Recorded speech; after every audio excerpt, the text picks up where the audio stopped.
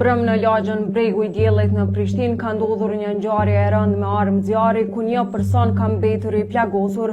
Sipas informacioneve që posedon sinjali nga vendi i ngjarjes, cak i sulmit ka qenë 25 vjeçari Harbin Vitia, i cili dyshohet se është qelluar me armë zjarri në kokë nga persona të maskuar.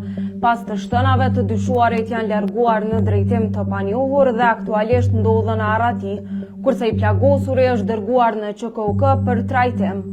Në vendin e ngjarjes ka ndalë njësi të relevante të policisë së Kosovës, përfshirë hetuesit rajonal dhe krim teknikën.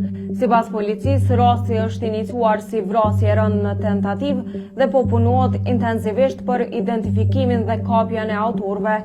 Motivet për sulmin ende nuk dihen, ndërsa hetimet janë në zhvillim dhe pritet që gjatë orëve në vijim të ketë më shumë detaje zyrtare.